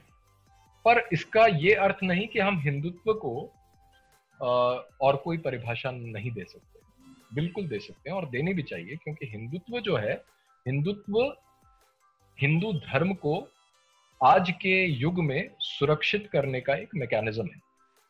किस तरह से हम हिंदू धर्म को जो शत्रु या एडवर्सरीज हैं, अगर शत्रु ना बोलें तो कम से कम जो प्रतिद्वंदी हैं, उनके साथ हम हिंदू धर्म को कैसे सुरक्षित रखें इस नए युग में। तो ये हिंदुत्व का बेसिक पर्पस है। अब अगर आप रणभूमि को समझें, उसी हिसाब से आप एक स्ट्रैटेजी बना सकते हैं और उसी हिसाब से आप हिंदुत्व को परिभाषित कर सकते हैं। दूसरा प्रश्न क्या था आपका? ये हिंदू राष्ट्र और अभी का करंट स्टेट अलग कैसे है? अच्छा, इसमें ये जो है, ये भी मैं फिर से कहूंगा, ये भी एक इनफाइनाइट गेम है, जिसमें आप हिंदू वैल्यूज को, जो जैसे कि पुरुषार्थ है, तो पुरुषार्थ जो है अर्थ, मोक्ष, धर्म और काम, इस ऑर्डर में नहीं, अर्थ है, काम है, धर्म है और मोक्ष है, ये 4 पुरुषार्थ हैं। इनको आप जीवन के हर पहलू में किस तरह से ला सकते हैं और उसमें स्टेट का क्या रोल होगा, वो एक पहलू हो सकता है हिंदू राष्ट्र का, है ना। क्योंकि आप इसको धर्म के अनुसार सोशल ऑर्गेनाइजेशन है उसको आप उसी तरह वापस ऑर्गेनाइज कर रहे हैं जैसे कि प्री कॉलोनियल टाइम्स में था। अब प्री कॉलोनियल टाइम्स में कैसा था, उस टाइम पे इंडस्ट्रीज नहीं थी, उस टाइम पे इस तरह की टेक्नोलॉजी नहीं थी, वो युग अलग था। आज के युग में हम वापस हिंदू वैल्यूज को कैसे मेन स्ट्रीम ला सकते हैं और उसी के अनुसार सरकार और जो देश की व्यवस्था है उसको किस तरह से हम आयोजित कर सकते हैं, ये हिंदू राष्ट्र का पर्पस होगा। तो जो इनफाइनाइट गेम है उसमें वैल्यूज का सबसे बड़ा रोल होता है, तो इन वैल्यूज को प्रमोट करना और छोटी छोटी चीजों को, ये जो एलियन वैल्यूज हैं जिसको आप नहीं, जो आपके अनुसार ठीक नहीं है या जो आपके अनुसार गलत धारणाएं हैं, उनको ना प्रमोट करते हुए अपने वैल्यूज को प्रमोट करना, ये हिंदू राष्ट्र का मेन पर्पस है। वो आप जूरिस्प्रूडेंस में लाएंगे, यानी कि थियोरी ऑफ लॉ ही ऐसा होगा। जब लॉ है तो लॉ का जूरिस्प्रूडेंस है नीचे जो आधार है, जूरिस्प्रूडेंस थियोरी ऑफ लॉ है। थियोरी ऑफ लॉ आपके बेसिक फंडामेंटल जो फिलोसॉफिकल आइडियाज हैं उन पे बेस्ड होता है। तो जो फिलोसॉफिकल आइडियाज हैं धर्म के, उदाहरण के तौर पे ले लीजिए आप एनवायरनमेंट, पर्यावरण की सुरक्षा कैसे करनी चाहिए। तो जो हमारी जो संस्कृति है उसमें पर्यावरण को देवी देवताओं का दर्जा दिया गया है ना। जब हम किसी भी, अगर हम केदारनाथ जैसे या अमरनाथ ऐसे स्थलों पे जाते हैं तो हम पहाड़ों और नदियों की भी पूजा करते हैं, प्रकृति और पुरुष जिसको हम कहते हैं। हाँ, बिल्कुल। तो वो स्थल जो है उसका जो फिजिकल मैनिफेस्टेशन है उसकी हम पूजा करते हैं और वो हमारे लिए भगवान स्वरूप है। ऐसा वेस्टर्न थॉट में नहीं है। तो जब आप एनवायरमेंटल लॉज बनाते हैं तो आप इस धारणा को किस तरह से उसमें इन्फ्यूज कर सकते हैं, ये आपके लिए हिंदू राष्ट्र का चैलेंज है कि हिंदू राष्ट्र में ऐसा होना चाहिए। और ये उतना मुश्किल भी नहीं है, ऐसा ऑलरेडी लॉ में बहुत सारी चीजें हैं। जैसे कि हम जब मंदिरों की किसी भी केस को ले ले तो हम उसमें मंदिर को देवालय मानते हैं, देव का घर, जो देवता है उसका घर है, और देवता का ही वहां पे राज चलता है, देवता की ही जो इच्छा है उसी के अनुसार वहां सारे कार्य किए जाएंगे, ऐसा माना जाता है। तो वो लॉ भी रिकॉग्नाइज करता है, ऐसा मस्जिद में नहीं है ना। तो इसी तरह से जो बाकी पहलू भी हैं जीवन के, उसमें भी धार्मिक धारणाएं किस तरह से आप इन्फ्यूज कर सकें, और जो हमारे फिलोसफिकल स्ट्रीम्स हैं उनके आइडियाज जो हैं उसको कैसे हम उसके अकॉर्डिंग गवर्नेंस और उसके अकॉर्डिंग जो लॉज हैं उनको ढाल सकें, वो हिंदू राष्ट्र का काम है, उतना ही हिंदू राष्ट्र है। ये लंबी रेस है, ऐसा नहीं है कि आपने हिंदू राष्ट्र बना दिया, आर्टिकल 25 और 30 चेंज कर दिया, हो गया हिंदू राष्ट्र बन गया, नमस्ते नमस्ते, ऐसा नहीं है। ये बहुत ही चैलेंजिंग, बहुत ही स्टीप और लॉन्ग टर्म गेम है। मतलब सर लोगों की सोच को ही बदलना पड़ेगा। ये सिर्फ ऐसा नहीं है कि हम कॉन्स्टिट्यूशन में 2 चीजें लिख के या हटा के बोल दें कि लो भाई हिंदू राष्ट्र हो गया। ये डीकोलोनाइजेशन की बात है। मैं अब आना चाहूंगा सर, ये जो सीए के प्रोटेस्ट हुए थे इसके ऊपर सर, हमने सबने देखा कि जेएनयू में प्रोटेस्ट हुए, अलीगढ़ मुस्लिम यूनिवर्सिटी में हुए, जामिया मिलिया इस्लामिया में हुए, और सर ये जो जिनको ये स्टूडेंट लीडर्स हैं ये ऑर्गेनाइज करते हैं। तो मैं आपसे इन स्टूडेंट लीडर्स के ऊपर राय जानना चाहूंगा सर। मैं भी कॉलेज गया हूँ और मुझे पता है सर इन स्टूडेंट लीडर्स की भी गलती नहीं है, क्योंकि मुझे पता है कि जब हम 10th में होते हैं तो हम 11th में ऐसा होता है कि सर मेडिकल लेना है, नॉन मेडिकल लेना है, कॉमर्स लेनी है, 12th में आके ये होता है अच्छे कॉलेज में एडमिशन मिल जाए। तो सर हमें इंडिक स्टडीज या इंडिक नॉलेज के बारे में पढ़ने के बारे में टाइम नहीं लगता है। लगता होगा मतलब बहुत कम लोग होंगे जिन्हें पता होगा, और मैं मतलब पूरे श्योरिटी के साथ कह सकता हूँ जितने लोग वहां पे थे सीए को प्रोटेस्ट कर रहे थे उनको पता भी नहीं होगा सीए प्रोटेस्ट क्या है और ये क्यों हो रहे हैं। ये जो सर वामपंथी लीडर्स में सर जो ये बढ़ोतरी आ रही है सर, हम देखते हैं कि आज के टाइम में अगर तुम वामपंथी नहीं हो कॉलेज टाइम में सर, तो तुम्हारे साथ कुछ गलत है, तुम मतलब स्टेबल नहीं हो एक तरह से। मतलब बहुत कम आपको मिलेंगे कि हाँ ये दक्षिण पंथी हैं, ये राइट विंग के स्टूडेंट लीडर्स हैं, आपको हमेशा लेफ्ट विंग के दिखते हैं। तो सर ये जो राइज ऑफ द लेफ्ट है सर, ये कैसे क्यों हो रहा है, इतना इतना ज्यादा ऐसा क्यों हो रहा है इस time? Rise of the left, जैसा मैंने अभी कुछ समय पहले बोला था कि जो राइज ऑफ द लेफ्ट है, लेफ्ट भी एक तरह का उम्मा है। ये एक ग्लोबल अलायंस है, और ग्लोबल अलायंस में एकेडेमिया, मीडिया, इंटेलिजेंसिया, ये तीनों जुड़े हुए हैं एक दूसरे से, और ये नेशन स्टेट की अथॉरिटी को चैलेंज कर रहे हैं। ये ग्लोबल फिनोमिनन है। आज अमेरिका में भी जिस तरह से राइट्स हो रहे हैं, और जिस तरह से ये बोला जा रहा है कि मिनियापोलिस सिटी काउंसिल ने ये भी बोल दिया कि हम पुलिस को ही डिसबैंड कर देंगे और एक कम्युनिटी बेस्ड फोर्स लाएंगे, जो भी उसका मतलब है मुझे नहीं पता क्या होता है वो। पर इतने हद तक बेसिक प्रिंसिपल से कॉम्प्रोमाइज करना, इसका अर्थ ही ये है कि कितना पावर है ग्लोबल लेफ्ट में नैरेटिव सेट करने का। नैरेटिव सेट करने का मतलब है कि आपके पास पॉलिटिक्स क्या होता है। Politics is in a democracy, politics is about numbers, है ना। जितने आपके पास फॉलोअर्स होंगे, जितने लोग आपके साथ खड़े हैं, उतनी आपकी स्ट्रेंथ है, उतने आप ताकतवर हैं। तो इंटरनेशनली लेफ्ट के पास जो ये नंबर्स हैं वो बहुत ज्यादा हैं, और वो इन्होंने कल्टिवेट किए हैं, वो इन्होंने पिछली पूरी शताब्दी में डेवलप किया है, इंस्टीट्यूशंस बनाए हैं। और गंगोत्री इनकी जो आइडियाज की है ये एकेडेमिया में होती है, उसके बाद ये जो आइडियाज हैं ये ट्रिकल डाउन होके चैनलाइज होते हैं, एक तरह से एक फ्लो बनता है, जैसे एक नदी बहती है, और वो पूरी तरह इनके प्रोफेसर जो हैं वो अपने स्टूडेंट्स को पास ऑन करते हैं, स्टूडेंट्स आगे जाके अलग अलग मीडिया ऑर्गेनाइजेशंस में काम करते हैं, पब्लिक इंटेलेक्चुअल्स होते हैं, वो इसको रिप्रेजेंट करते हैं, और इस तरह से ये पूरी धारा बन जाती है जो पब्लिक ओपिनियन को इन्फ्लुएंस करती है। तो ये, और दूसरी तरफ है नेशन स्टेट। नेशन स्टेट का रोल जो है वो सीमित रह गया है लॉ एंड ऑर्डर देने के। एक देश में आपने रिलेटिव पीस, शांति का वातावरण बना के रखा हुआ है, जिसमें मल्टीनेशनल कॉरपोरेशंस आके अपना धंधा कर सकती है। तो मल्टीनेशनल कॉरपोरेशंस प्रॉफिट बनाएंगी, आपके लोगों को जॉब्स देंगी, उनको रोजगार मिलेगा, वो भी खुश, उनका काम हो जाएगा, अपना पेट पालेंगे, परिवार उनका फलता फूलता रहेगा। गाड़ियां खरीदेंगे, बड़े घर लेंगे, जो भी एस्पिरेशंस होती हैं वो सब चलता रहेगा। और आपका काम है नेशन स्टेट का केवल लॉ एंड ऑर्डर प्रोवाइड करना और इंटरनेशनल ट्रीटी साइन करना कि हाँ भाई हमें अब इस तरह से ट्रेड डेफिसिट ऐसा मेंटेन होना चाहिए, हमें इन रिसोर्सेज का एक्सेस दे दो, हमें न्यूक्लियर पावर प्लांट्स लगाने हैं तो हमें यूरेनियम चाहिए, ऐसा सब नेगोशिएट करना ये गवर्नमेंट का काम रह गया है। तो जब नेशन स्टेट ऑलरेडी सॉवरेन नहीं है और लोगों के ऊपर उसका जो होल्ड है वो इतना कमजोर हो चुका है, तो स्वाभाविक है कि जो ये ऑल्टरनेटिव पावर सेंटर्स हैं वो इसको और नीचे दबाने की कोशिश करेंगे। ये पावर स्ट्रगल चल रहा है और उसी में लेफ्ट का जो रोल है वो एकेडेमिया में क्योंकि इतना ज्यादा डोमिनेंट है, तो इसलिए वो हमेशा सरकार को चैलेंज करते रहते हैं। अब भारतीयों के साथ ये है कि भारतीय लोग जो हैं वो इन सब चीजों से, और जिसको आपने दक्षिणपंथी कहा,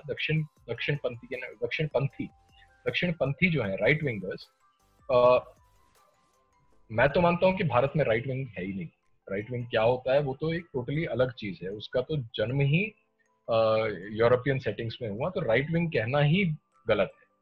लेकिन जो भी नाम के लिए जिसको आप राइट विंग कहते हैं, यानी कि जो राष्ट्रवादी लोग हैं, राष्ट्रवादी लोग हमेशा हिंदू होने और भारतीय होने को कॉन्फ्लेट करते हैं, एंड फॉर गुड रीजन। कि अगर आप हिंदू, जैसा मैंने कहा, उसका कारण ये है कि आपके पास और कहीं जाने को नहीं है, आप हिंदू हैं, और अगर आपको भारत से निकाल दिया गया तो आप कहां जाएंगे? समुद्र में डूब मरेंगे। लेकिन आप अगर अपने आप को भारतीय कहते हैं और हिंदू आइडेंटिटी अपनी नीचे रख देते हैं तो उसका कोई अर्थ ही नहीं रहता, क्योंकि आज के विश्व में नेशन का कोई मतलब नहीं है सिवाय हमारे, क्योंकि हमें तो भारत को पकड़ के रखना है, अपनी जान से ज्यादा करीब रखना है, क्योंकि हमारे पास और कुछ नहीं है, इसलिए हमारे लिए राष्ट्रवाद जरूरी हो जाता है, पर बाकियों के लिए नहीं है। तो अब आप उनको कैसे समझाएंगे? दूसरी तरफ से आपको मेजोरिटेरियन बोलते हैं कि आप तो यहाँ पे माइनॉरिटीज को तंग कर रहे हैं। आप देख रहे हैं किस तरह की खूबसूरती से ये नैरेटिव बनाया गया है और आपको पूरी तरह से डिसएम्पावर कर दिया गया है। आप कुछ बोल ही नहीं सकते। जैसे ही आपने बोला कि भारत मेरा देश है, तुम तो राष्ट्रवादी हो। आपने जैसे ही बोला कि नहीं भाई मैं तो हिंदू हूं, अरे तुम तो हिंदू हो, तुम तो मेजोरिटेरियन हो, आप कुछ बोल ही नहीं सकते। तो इस दुविधा क्या है, मैं कहूँगा इस असमंजस में आपको डाल दिया गया है और आप पैरालाइज हो चुके हो एज अ सोसाइटी। सर बिल्कुल सही कहा सर। ये तो आपने वैसे ही कहा कि हमने किसी को बोला कि जैसे कोई किसी से बात रही है कि हम राष्ट्रवादी हैं तो तुम फासिस्ट हो, हिंदू हो तो तुम मेजोरिटी हो, माइनॉरिटी यहाँ पे दबाए जा रहे हैं। सर इसके अलावा भी सर जैसे आपने कहा कि चाहे वो अकेडमिया है जो जहाँ पे पढ़ाई हो रही है, वो पढ़ाया जा रहा है, ये सब के जो नैरेटिव चलता है उसके हिसाब से, प्लस सर ये जो बड़ी ऑर्गेनाइजेशन है, जैसे आपने शुरू में फेसबुक का नाम लिया, ट्विटर का नाम लिया, सर विकिपीडिया भी, मैं तो ये कहूंगा सर जो इंडियन हिस्ट्री और इंडियन पॉलिटिकल हिस्ट्री बेसिकली है, वो ज्यादा टाइम नहीं रह गया जब हम ये कहेंगे कि सर कि विकिपीडिया पे पढ़ा है will be equal to WhatsApp पे पढ़ा है। सर मतलब इतना ही उस पर गलत लिखा हुआ है। तो सर ये जो नैरेटिव चलता है उस पर एक तो हम कुछ बोल नहीं सकते, प्लस अगर हम कुछ बोलते हैं तो उसे दबा दिया जाता है। फेसबुक ट्विटर आपके पोस्ट हटा देगा। और सर आपने भी देखा होगा ऐसा बहुत होता है कि अगर कोई राइट विंग या जैसे आपने कहा राइट विंग नहीं होता, जो राष्ट्रवाद की बात करेगा उसे दबा दिया जाएगा। तो सर अब क्या तरीका है कि हम सर जो ये वामपंथी लोग हैं, लेफ्टिस्ट हैं और जो राष्ट्रवादी हैं, इनको सेम एक प्लेटफॉर्म दे जहाँ पे एक को ऊपर या दूसरे को नीचा नहीं दिखाया जाए, सब एक सेम लेवल पे हों। क्योंकि सर ये जो वामपंथियों की राइज है सर, ये तो मेरे हिसाब से तभी रुकेगी। तो वो एक कहानी है ना कि मतलब अगर आपके पास किसी ने कोई लकीर बनाई है तो उस लकीर को छोटा करने का तरीका क्या है? एक बड़ी लकीर उसके साथ लगा दी जाए ना। तो इसका और कोई चारा नहीं है सिवाय इसके कि आप भी इंस्टीट्यूशंस बनाएं, इंस्टीट्यूशन बिल्डिंग जो इन फोर्सेस को काउंटर कर सके। आपका भी अपना एकेडेमिया में कंट्रोल हो, आपका भी अपने मीडिया आउटलेट्स हो, आपकी भी अपनी इंटेलिजेंसिया हो जो आर्टिकुलेट हो, जो आपकी बात स्पष्ट शब्दों में रख सके। और उसमें भी काफी हद तक जो उत्तरदायित्व है वो सरकार का है। पर जब सरकार ही आपके कंट्रोल में नहीं, देखिए मतलब अल्टीमेटली हिंदुओं को ये मानना पड़ेगा कि आप चाहे कितना भी करें कि हाँ आर्टिकल 370 हटा दिया या देखिए राम मंदिर बना दिया, ये फाइनाइट गेम्स है। अगर आपके पास इनफाइनाइट प्लान नहीं है तो यानी कि आप इन फाइनाइट गेम्स में उलझा दिए जाओ। और जो पावर में होता है उसकी प्रायोरिटीज आपसे बिल्कुल अलग हैं। यदि आप प्रेशर नहीं डालो तो सरकार रिस्पॉन्ड नहीं करेगी, और अल्टीमेटली सरकार तो ठीक है, अगर अगले 25 साल तक भी बीजेपी पावर में रहे और उनका लॉन्ग टर्म विजन ना हो तो आपको क्या मिलेगा? ये मिल सकता है कि हाँ आपको करप्शन फ्री गवर्नमेंट मिल गई, पर जो डेमोग्राफिक थ्रेट्स हैं, आप माइनॉरिटी मतलब कई ऐसी जगहें हैं देश में, बंगाल में, केरला में, आंध्र प्रदेश में, तेलंगाना में, मैं तो मतलब हैरान हूँ। हर साल नया डेटा आता है और हर साल निराश करने वाला एक कुछ नया मुद्दा मिल जाता है। तो अगर आप डेमोग्राफिकली देखें तो आप धीरे धीरे you are being pushed towards becoming a minority in your country, है ना? तो बहुत सारे ऐसे पॉकेट्स हो जाएंगे जिनको अगर करके मिनी पाकिस्तान भी हो जाएंगे। तो जब ऐसी स्थिति है तो आपके पास कोई चारा है सिवाय इसके कि अपने लीडर्स को पुश करना, मतलब मैं तो कहूंगा फिगरेटिवली स्पीकिंग, कॉलर से पकड़ना कि भाई तुम कर क्या रहे हो, मेरी जान खतरे में है। टाइम बहुत हो गया है तो रैप अप करेंगे सर। तो सर ये जो अकेडमी है, जब हम इसकी बात करते हैं तो हमने सर बहुत बार देखा कि टीपू सुल्तान को एक हीरो बताया जाता है। रिपब्लिक डे की जो झांकियां होती हैं उसमें भी टीपू सुल्तान की बसेज होती हैं वो निकाली जाती हैं। सर बच्चों का नाम तैमूर रखा जाता है। सर मैंने कभी नहीं सोचा था मैं ये सुनने को मिलेगा कि तैमूर बहुत क्यूट है। I am nothing against the kid, पर मतलब ये चीजें हो रही हैं, लोग नाम रख रहे हैं, फिर उनसे पूछा जाता है तो वो बहुत अजीब आंसर देते हैं। पर सर जब ये इन पावर पॉलिटिकल पार्टी है जो आइडियोलॉजिकली एक हिंदू पार्टी है, तो सर ये गर्व लेती है इस बात में कि हमने अपनी हिस्ट्री बुक्स में पावर में आने के बाद 6 साल से कुछ नहीं बदला है। तो सर ये अगर नैरेटिव, मैं इसमें ना एक और चीज मैं इसमें बताऊं कि ये भी एक भ्रम है लोगों में कि आइडियोलॉजिकली हिंदू पार्टी है। तो आइडियोलॉजीज की बात है ना, आइडियोलॉजी जब आप शब्द ही प्रयोग करते हैं आइडियोलॉजी का, तो आइडियोलॉजी का मतलब ही है, जैसे फैशिज्म एक आइडियोलॉजी है, कम्युनिज्म एक आइडियोलॉजी है ना? उसी तरह से सोशलिज्म एक आइडियोलॉजी है, कैपिटलिज्म एक इकोनॉमिक आइडियोलॉजी है, परंतु धर्म कोई आइडियोलॉजी नहीं है। तो यदि आप एक धार्मिक राष्ट्र की निर्माण करना चाहते हैं तो आप आइडियोलॉजिकली उसको नहीं बिल्ड कर रहे, आप बहुत ही कॉम्प्लेक्स थॉट को उसमें इन्फ्यूज कर रहे हैं। जैसे मैं बार बार कहूंगा, तो ये एक आइडियोलॉजी नहीं है। आइडियोलॉजी ये होती है कि एक बहुत ही simple basic set of principle कि हम तो इक्वालिटी के लिए स्टैंड करते हैं। भाई इक्वालिटी क्या होता है, उसका कोई संदर्भ भी होता है। अगर आप परिवार में हैं तो आप इक्वालिटी बोलें तो आपकी मम्मी आपको थप्पड़ मार देंगी, है ना? तो ये अथॉरिटी की अपनी जगह है, इक्वालिटी की अपनी जगह है, और वो कॉन्टेक्स्ट के अकॉर्डिंग वेरी करती है।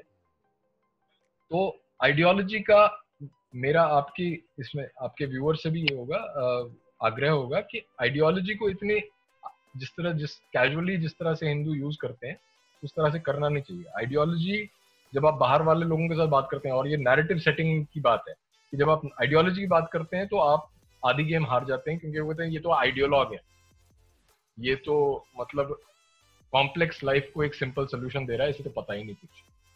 हालांकि खुद ये आइडियोलॉजी में बिलीव करेंगे, समझ रहे हैं आप? और सर दूसरी बात ये कि ये जो कहते हैं कि हमने कुछ नहीं बदला है, तो अपनी हिस्ट्री बुक्स में अपने जो ये सब है, तो ये सर बदलाव आएगा कब? ये कौन लाएगा अगर ये लोग नहीं ला रहे हैं? तो ये तो टोटली स्टेट की जिम्मेदारी है। ये तो सरकार के अलावा कोई नहीं कर सकता। सरकार एनसीईआरटी को कंट्रोल करती है, एनसीईआरटी स्कूल करिकुलम्स बनाती है। अब अगर हम ये कहें कि हाँ ये भी समाज की रिस्पॉन्सिबिलिटी है, तो मुझे नहीं समझ आता कि वो कैसे होगा, क्योंकि बोर्ड ऑफ एजुकेशन सरकार का है, एक्रेडिटेशन सरकार की है, ये डिसाइड करना कि किताबों में क्या छपेगा वो सरकार डिसाइड करती है। तो अगर वो ये नहीं कर सकते तो फिर मुझे समझ नहीं आता कि फिर वो कौन, किसकी जिम्मेदारी किसकी है? इनको ही करना पड़ेगा। तो उसमें कोई और चारा नहीं है, उसमें भी पब्लिक प्रेशर बिल्ड होना चाहिए। अब ये हो सकता है कि जैसे private individuals, private organisations, private in the sense कि हाँ एनजीओ है या कोई संस्था है, जैसे कोई एजुकेशनल इसमें डोमेन में कोई काम कर रहा है, तो वो ऑल्टरनेटिव कंटेंट प्रोड्यूस करे। मान लीजिए कल को हम अपवर्ड में बोलें कि हम एक हिस्ट्री ऑफ इंडिया का एक एक सीरीज शुरू करते हैं वीडियोस का, तो वो हम एज इंडिपेंडेंट एजेंसीज कर सकते हैं, पर उसका रीच हमेशा लिमिटेड होगा और वो ऑफिशियल वर्जन कभी नहीं होगा, वो हमेशा ऑल्टरनेटिव ही बोलेगा। Alternative, exactly sir. ऑफिशियल करने के लिए आपको एंगेज करना पड़ेगा एकेडमिशियंस को, जो भारत के इतिहास को समझते हैं और जो मार्क्सिस्ट इतिहासकारों ने जो लिखा है और जो गड़बड़ की है वो भी अंदर से जानते हैं कि वो क्या है, टेक्निकली क्या प्रॉब्लम है उसमें, उसको किस तरह करेक्ट किया जाए। मतलब बोलने को तो मैं और आप भी रोमिला थापर के बारे में बहुत कुछ बोल सकते हैं, लेकिन अल्टीमेटली रोमिला थापर ने पीएचडी किया हुआ है हिस्ट्री में और वो हमसे कहीं ज्यादा जानती हैं, और हमारी औकात नहीं है एक एकेडमिशियन को उस तरह चैलेंज करने की। हम सिर्फ एक दूसरे को ही बता सकते हैं, लेकिन अगर आपको उसको क्रेडिबिलिटी देनी है तो आपको भी अपनी तरफ से प्रॉपर एकेडमिक तरीके से उसको चेंज करना पड़ेगा। उसके लिए मोटिवेशन लगती है, उसके लिए विजन होना चाहिए, जो मैं बार बार कहता हूँ। सिविलाइजेशनल विजन क्या है भारत सरकार का, अभी आज की भारत सरकार का सिविलाइजेशनल विजन क्या है, वो कोई बता नहीं सकता। वैसे तो मेरे पास सर बहुत मतलब इतने क्वेश्चन है ना, मैं आधे भी नहीं कर पाया हूँ आज की, आपने मतलब जो कुछ बताया। मेरे ख्याल से मैंने ज्यादा लंबे उत्तर दे दिए।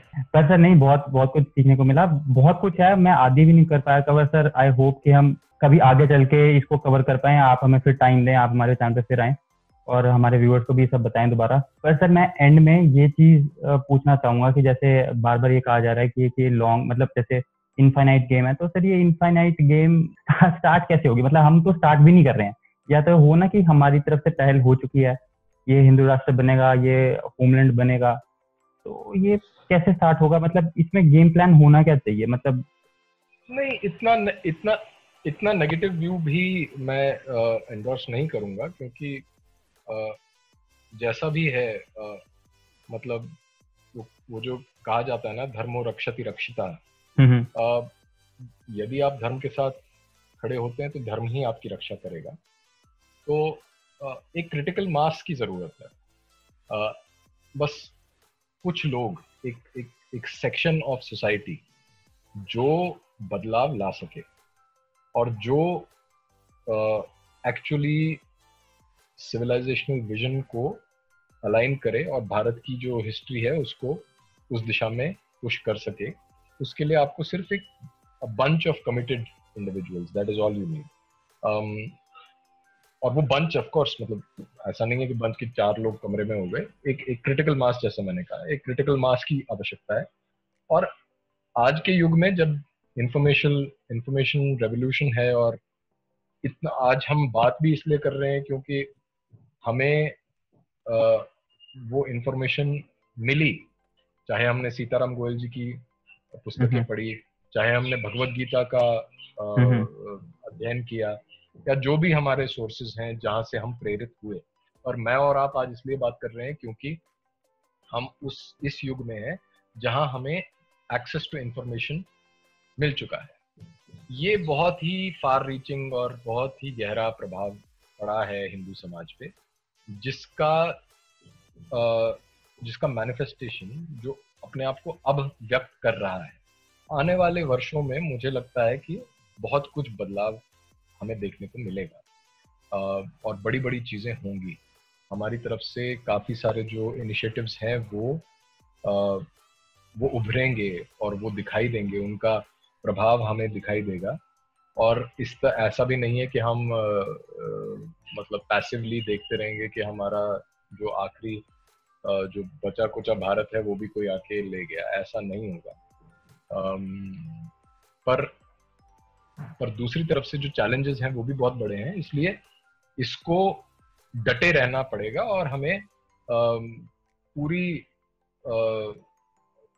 पूरी स्ट्रेंथ के साथ, अपनी पूरी कमिटमेंट के साथ इस बैटल को खेलते रहना पड़ेगा। और जितने लोग हैं, इस इंफॉर्मेशन को फैलाते रहना चाहिए, अपने आसपास के लोगों को इन्फ्लुएंस करना, यही है मतलब एक इंडिविजुअल जो अपनी लेवल पे कर सकता है वो करते रहना चाहिए। तो मुझे लगता है कि उतना भी मुश्किल नहीं है और उतना भी बुरा नहीं होगा हमारा भविष्य। हमारे देवी देवता हमें बचा लेंगे, पर इतना है कि हमें अपनी तरफ से कुछ ना कुछ पहल करनी पड़े। ऐसे नहीं कि हाथ पे हाथ धरे रख के बैठे रहें, होने वाला। आज के लिए मुझे लगता है हमने बहुत कुछ कवर कर लिया, आपका भी बहुत टाइम ले लिया है। आई होप सर आप फिर आएंगे हमारे चैनल पे।